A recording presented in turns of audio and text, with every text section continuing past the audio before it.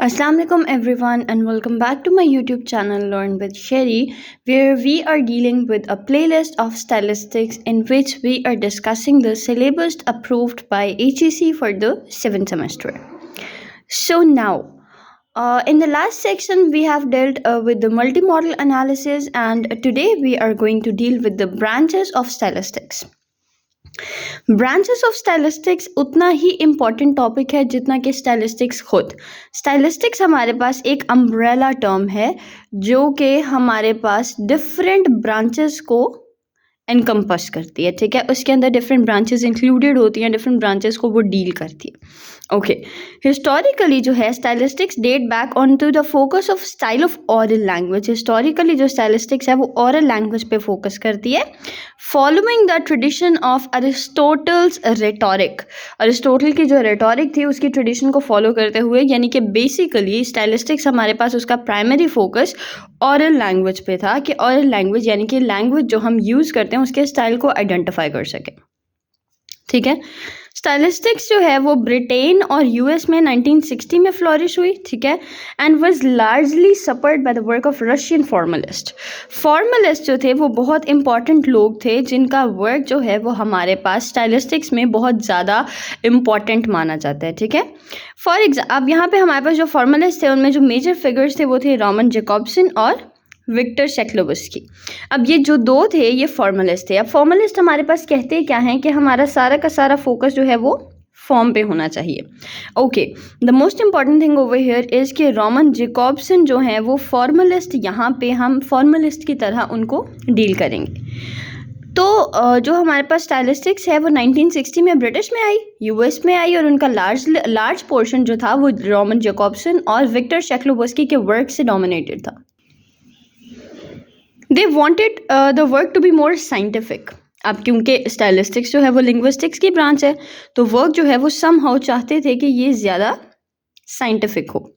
उन्होंने लिटरेरीनेस और linguistic features forms and structures पे फोकस किया। ये जो चीज़ मैंने अभी मेंशन की कि फॉर्मलिज्म जो है it deals with the form, तो उन्होंने इस चीज़ को फोकस किया। फॉर एग्जाम्पल पैरेललिज्म आ गया या लिंग्विस्टिक डेविएशन आ गई, जो टेक्स्ट को एक ज़्यादा पोइटिक जो है वो हमारे पास अफेक्ट देते हैं। ये फॉर्मलिस्ट इस चीज़ को फोकस कर रहे थे। Formalist solely focused on poetry. अब बेसिकली फॉर्मलिस्ट का जो मेन फोकस था वो पोइट्री पे था, ठीक है, और इस चीज़ के लिए उनको बहुत ज़्यादा क्रिटिसिज्म भी फेस करना पड़ा, क्योंकि हमारे पास किसी भी लिटरेचर में या किसी भी चीज़ में हमारे पास सिर्फ और सिर्फ पोइट्री ही नहीं है, हमारे पास और भी बहुत सारे एलिमेंट्स हैं जिनको हमें डील करना होता है। तो उनको क्रिटिसिज्म इस चीज़ के लिए फेस करना पड़ा कि जो है वो सिर्फ और सिर्फ लिंग्विस्टिक फॉर्म को फोकस कर रहे थे और सिग्निफिकेंस ऑफ कंटेक्चुअल फीचर्स को टोटली इग्नोर कर रहे थे, यानी कि वो लोग कंटेक्चुअल फीचर्स को समझ ही नहीं रहे थे, उनको इम्पोर्टेंस में ला ही नहीं रहे थे।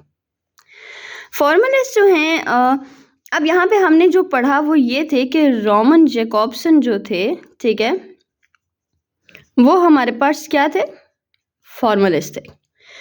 लेकिन लेटर ऑन हम आगे जाके पढ़ेंगे कि फॉर्मलिज्म में रॉमन जैकॉब्सन जो है वो अपना पॉइंट ऑफ व्यू शिफ्ट कर लेते हैं और वो फंक्शनलिस्ट भी बन जाते हैं। ये हम बाद में डील करेंगे। ओके, पहली चीज़ यहाँ पे क्लियर हो गई कि हमारे पास क्या था कि स्टाइलिस्टिक्स पहली ब्रांच हमारे पास थी हिस्टोरिकल स्टाइलिस्टिक्स, जिसमें हम डील करते थे ऑरल जो है वो लैंग्वेज की यूसेज की स्टाइल को। दूसरी ब्रांच हमारे पास आएगी फॉर्मलिज्म। तीसरी ब्रांच हमारे पास क्या आएगी,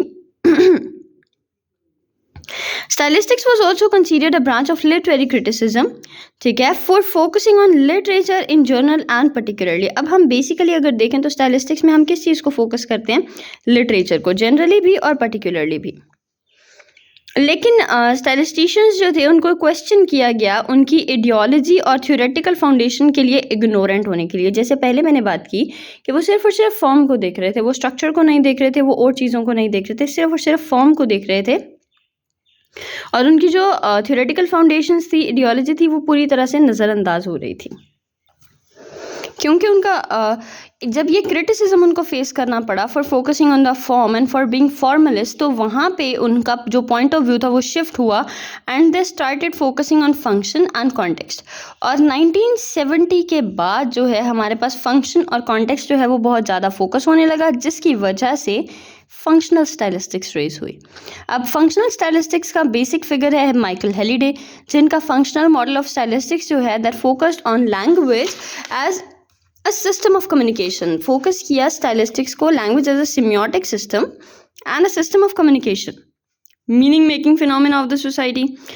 अब बेसिकली हमने अभी तक जो पढ़ा वो सबसे पहले हमने पढ़ा हिस्टोरिकल स्टाइलिस्टिक्स, देन हमने पढ़ा फॉर्मलिस्ट स्टाइलिस्टिक्स एंड देन हमने पढ़ा फंक्शनल स्टाइलिस्टिक्स, जिसमें हमारे पास माइकल हेलिडे ने 3 डिफरेंट फंक्शंस दिए, जिसमें textual function, interpersonal function and ideational function थे।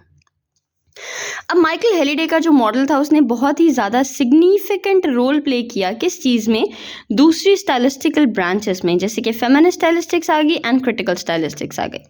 अब feminist stylistics as per the name suggest कि feminism means talking about the rights of women, the rights of equality of the genders, ठीक है। और critical stylistics means हमारे पास वो चीज़ें हम क्रिटिकल स्टाइलिस्टिक्स में डील करते हैं जिसमें हम सोशल इनइक्वालिटी, पावर स्ट्रक्चर्स और इन सारी चीज़ों को लिंग्विस्टिकली ऑब्जर्व करते हैं, ठीक है। लिंग्विस्टिक आइडियोलॉजी की बेस पे इन सब चीज़ों को ऑब्जर्व करते हैं। अब यहाँ तक तो हमने पढ़ लिया। नेक्स्ट हमारे पास जो आ जाती हैं वो फंक्शनल स्टाइलिस्टिक्स में हमारे पास जो है प्रेगमेटिक स्टाइलिस्टिक्स भी आ जाती है। प्रेगमेटिक अप्रोचेस अब क्या होती हैं?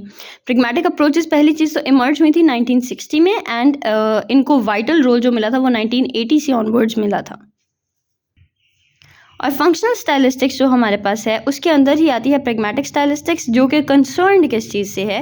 प्रेगमेटिक मीन्स कंटेक्चुअल, तो social, cultural and authorial factors of the meaning, यानी कि एक मीनिंग जो है वो सोशली कैसे डेवलप होता है, कल्चरली कैसे डेवलप होता है और उसकी अथॉरिटी किस पर्सन के पास है। नेक्स्ट हमारे पास आ जाता है कॉग्निटिव स्टाइलिस्टिक्स। अब cognitive as per the name suggest it is related to mind, कि ह्यूमन माइंड से रिलेटेड है, deals with the human cognition यानी कि human mentality and its role in meaning making, कि जो ह्यूमन माइंड है वो किस तरह से रोल प्ले करता है हमारे पास मीनिंग मेकिंग में। नेक्स्ट और लास्ट हमारे पास आ जाती है कॉर्पस स्टाइलिस्टिक्स। कॉर्पस स्टाइलिस्टिक्स हमारे पास किस चीज़ को डील करती है? कॉर्पस का मतलब होता है एक डेटाबेस, ठीक है।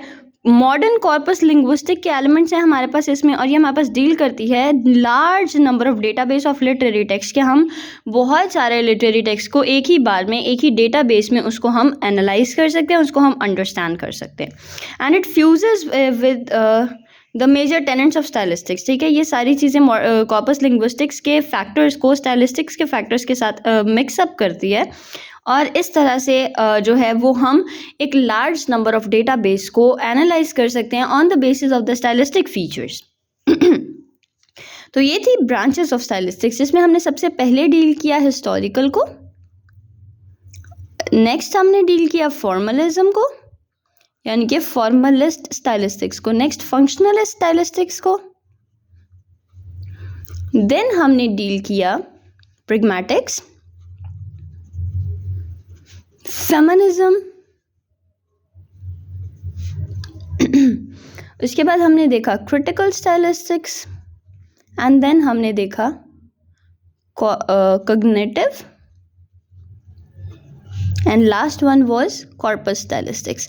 ये हमारे पास इन ब्रांचेस ऑफ स्टाइलिस्टिक्स सारी की सारी, और जब भी ब्रांचेस को हम डील करेंगे हम इन सब को डील करेंगे। ओके, तो ये था आज का session. I hope you found this video useful, और चीज़ें आपको अगर समझ में नहीं आई, कोई भी क्वेश्चन है तो you can comment down below and I will answer that question with the shorts, and मैं शॉर्ट्स क्रिएट करके उसका लिंक आपके कॉमेंट के रिप्लाई में डाल दूंगी, so you can check that very easily. So I will see you in the next one. Stay safe, bye bye.